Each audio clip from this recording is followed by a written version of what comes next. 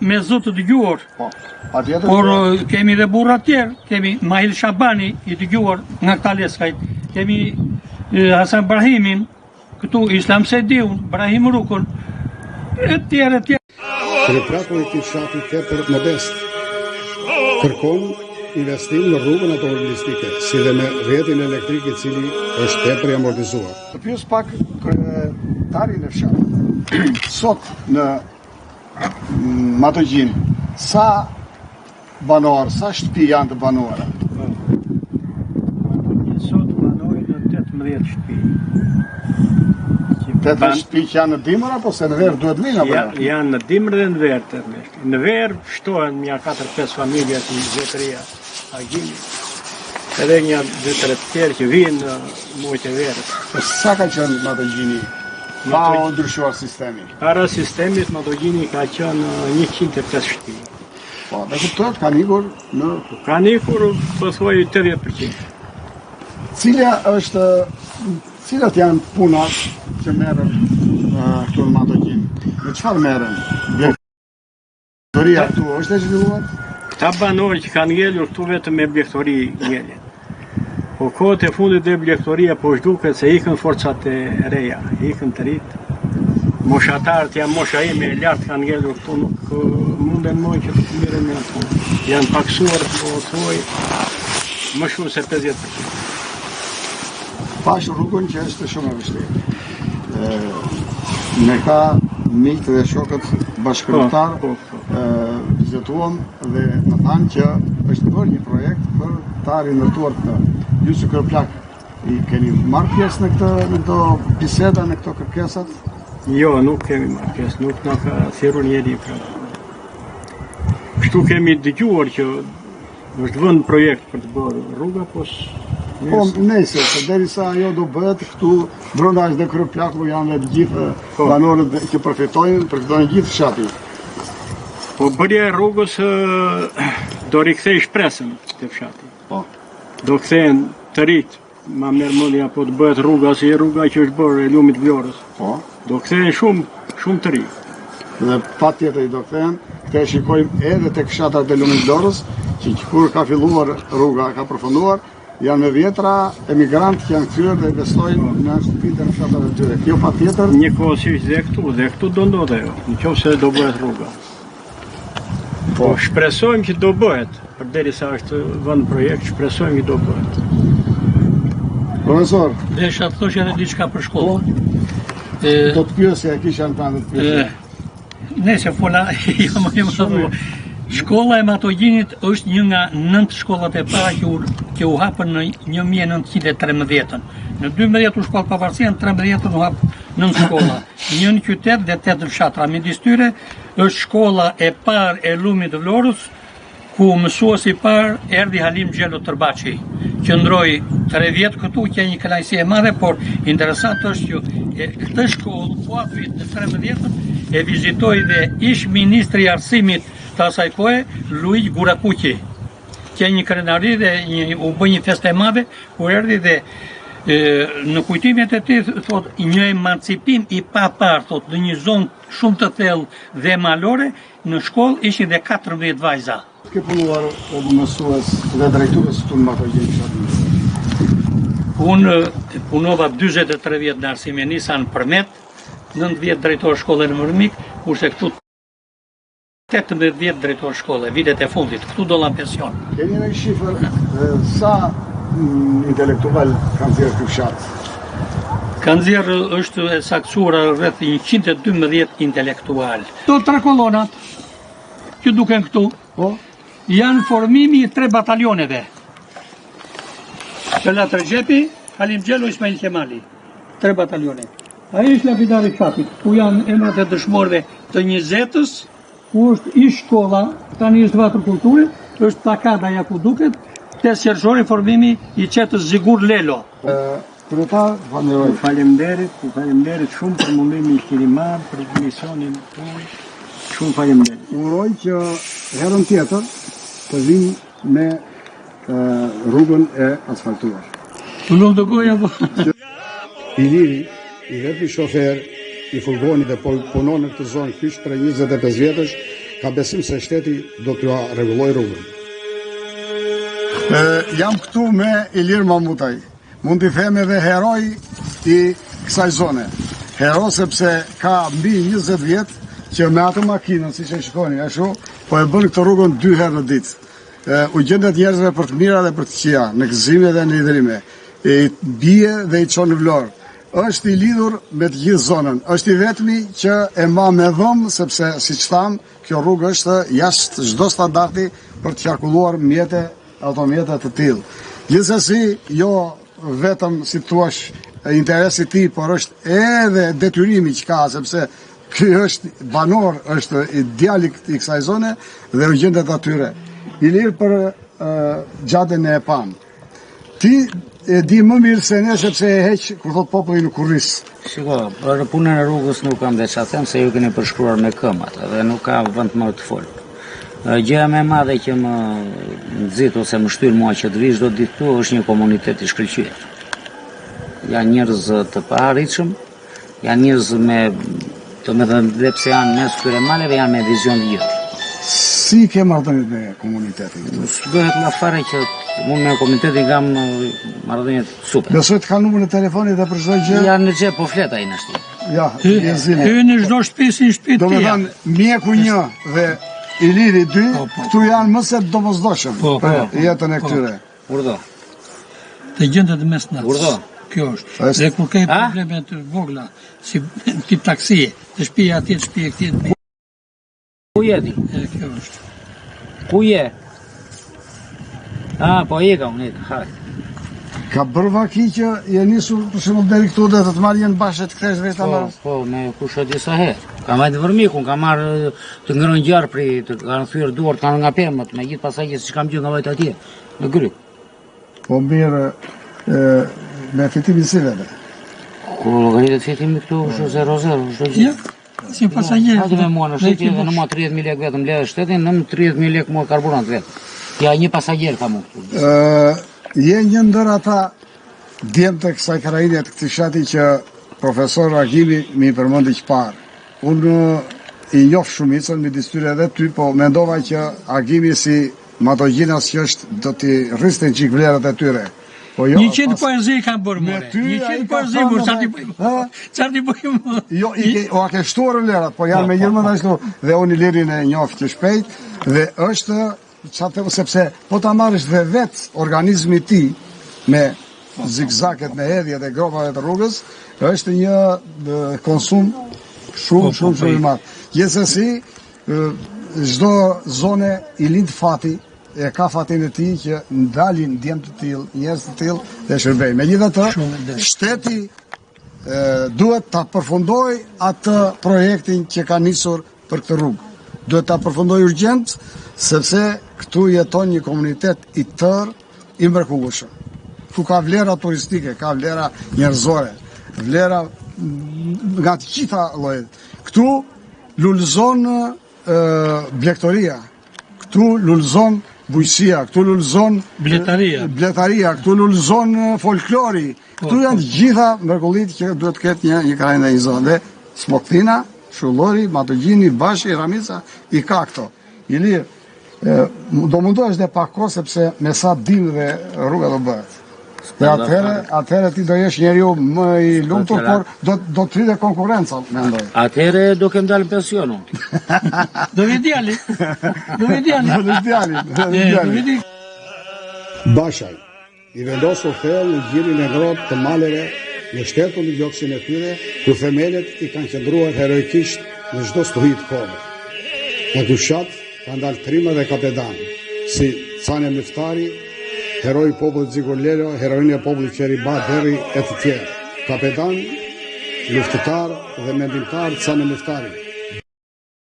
Burr hieron dhe pris popullor në shumë betejë kundër pushtuesve turq, sidomos të kundërshtatjeve popullore kundër reformave të Tanzimatit. Busti i tij i vendosur në qendër të fshatit qëndron si kolos i qendresës religjiosisë.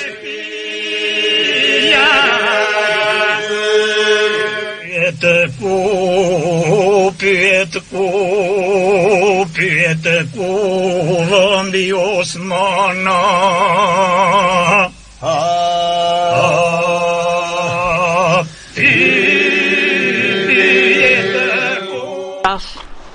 se kush është ky burri këtu lart. Ky quhet Cane Miftari. Dhe më mbrapa i kam vënë emrin mbi emrin Smokthina, sepse e përfaqëson denjësisht. Ka lindur këtu në Bashaj, ja shikoni datën 1787, në atë shtëpinë atje lart Dykaçe, të cilën pasardhësit e tij e kanë bërë muze dhe kranohemi për të. Një biografi të shkurtër. Mbaroi shkollën fillore turke në Kanin dhe prej aty në Janin mbaroi një shkollë të mesme. Jandarmeria turke kërkonte kuadro, e zgjodhi nga më të mirë se ishte i shkëlqyer. E çoi në Selanik 3 vjet për oficer artillerie dhe pastaj në Turqi, në një qytet tjetër atje 3 vjet të tjera. Dol oficer i shkëlqyer mbaroi. U punësua si nënpunës i perandorisë turke në Egjipt, bashk me Ali Korçarin. Ishën të njohur që në rini dhe ai me perspektivë bë zëvendës mbret i Egjiptit. Do të them më poshtë historinë e tij. Në vitin 1812, Pashalloku i Janinës futi dhe Vlorën dhe Smokthinën brenda suazës së tij. Ali Pasha, kërkonte një besnik për perandorin, për Pashallokun e tij. Pyeti në gjithë Smokthinën e në Vlorë dhe gjeti një person të tillë të përgatitur ushtarakisht. E thiri dhe në vitin 1817 e punësoi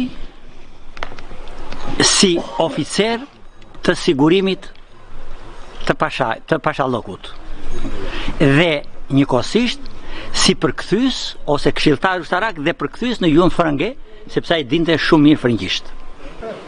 Në vitin 1821 merr pjesë në revolucionin grek. Cane Miftari kthehet në vendlindjen e tij në Bashaj. Menjëherë, kapedan të jugut vinë në shtëpinë e Cane Miftarit dhe bëjnë përgatitjet për kryengritjen e përgjithshme të jugut pas 4 vjet vet, që do të sulmojë Janina dhe Berati. Në vitin 1828 i thërretë në Egjipt Ali Korçari, zëvendës mbret që ishte në atë kohë, dhe në nënshkruar me ta aleancën e madhe Bosnjë, Shqipëri, Kret, Egjipt. Një aleancë e madhe kundër turqive, kundër Turqisë, kundër perandorisë turke. Kthehet këtu dhe përsëri merret me organizimin e kryengritjes. Në këtë kohë, në Berat bëhet një kongres i burrave të Beratit. Ismail Bey Vlora, gjyshi Ismail Kemalit, e fton Cane Miftarin dhe kapedanët e jugut merrin pjesë në kongres. Shkuan. U morën vendime të rëndësishme që asnjë taks të mos i paguat turkut, asnjë ushtar të mos i jepet nizam dhe asnjë administratë të mos jetë turke po të jetë shqiptare. U kthyen, morën përgatitjet dhe në vitin 1834 kryengritësit sulmuan Janinën. Pa avatur në Janin, ata u kthyen atje si rezultati i forcave të mëdha greke dhe u kthyen pas një viti përsëri në vitin 1834, fund të 34, sulmuan Beratin me 10.000 forca të kryengritjeve të jugut. Cane Miftari mori flamurin dhe vendosi në kalan e Beratit dhe kalaja turqit ishin brenda kanë ikur në fshehësinë më të madhe. Kalaja u shlirua dhe u vendos administrata shqiptare. Cani Miftari përfaqësonte Vlorën dhe kapedante e Jugut përfaqësonin Gjirokastrën, Tepelenën. Kështu e mbaroi këtë detyrë në këtë kohë. Përsëri mbaroi lufta, u kthye në Kret dhe i punësoi të gjithë këta dhe thuhet se mori dhe 30 djem nga Smokthina. Pas kësaj kohe, sultani e pa rrezikun që paraqisnin kapedante e Jugut dhe filloi eliminimin e tyre. Cani Miftarin e thiri gjasme për një detyrë në Vlorë, për t'i komunikuar një detyrë dhe e helmuan në kafe.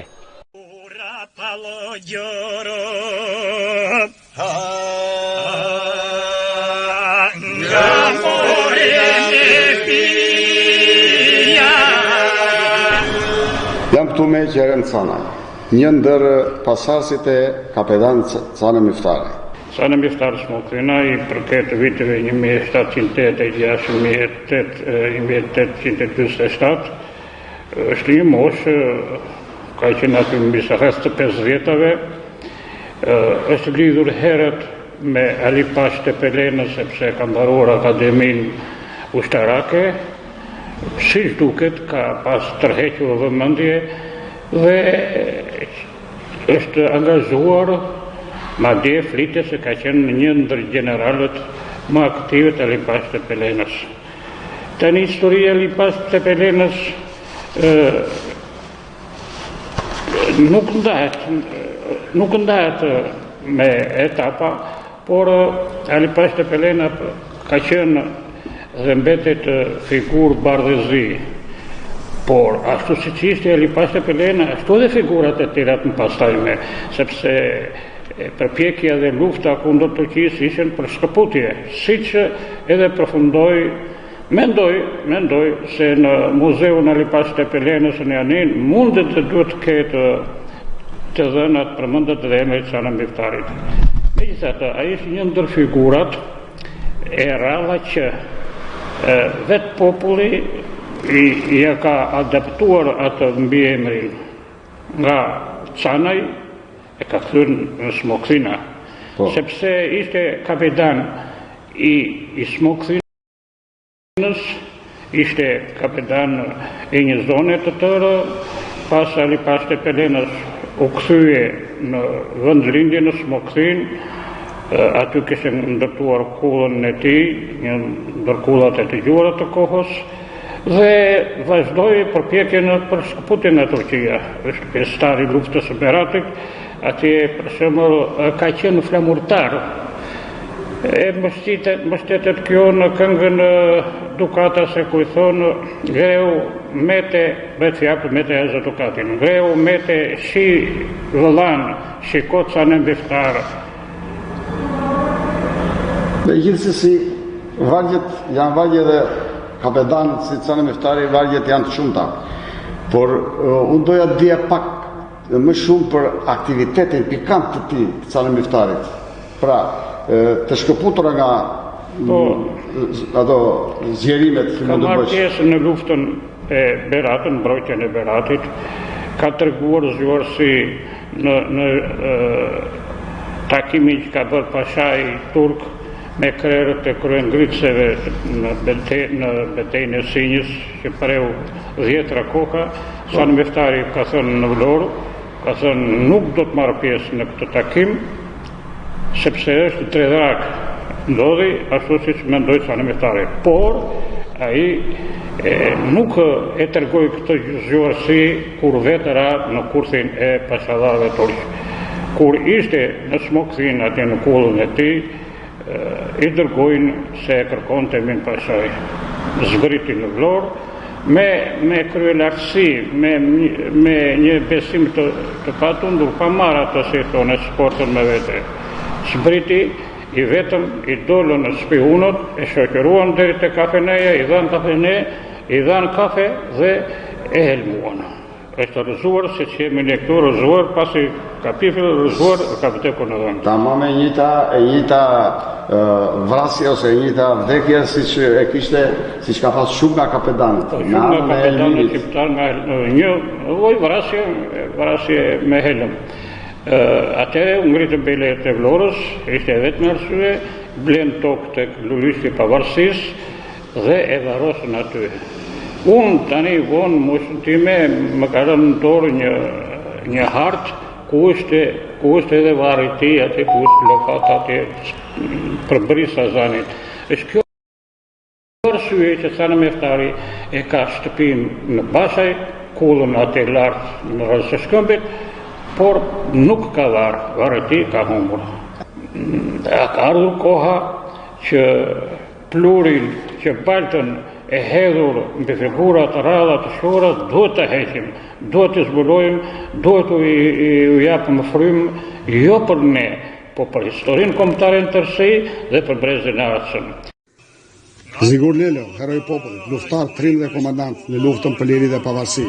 Ai hoqi qetën luftarakët e tij në luftën kundër pushtuesve italian në 1920, i cili dhe u vra heroikisht në përleshje me ta. Në nderim të veprës së tij, shumë institucione mbajnë emrin e këtij heroi, si kundër edhe shkolla nëntëvjeçare e fshatit të tij të lindjes në Sapikut, ku në oborin e saj është vendosur busti i këtij heroi.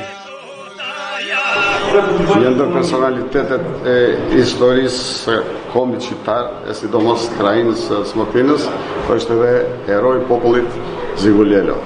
Jam këtu me nipin e tij, zotin Tomor Lelo, folkloristi, poeti dhe këngëtari, i cili disa herë i ka thurur vargje dhe i ka kënduar jo vetëm si gjyshi i tij, por edhe si një nga kapetanët, nga luftëtarët trimat lumit të Vlorës dhe të Smokvinës.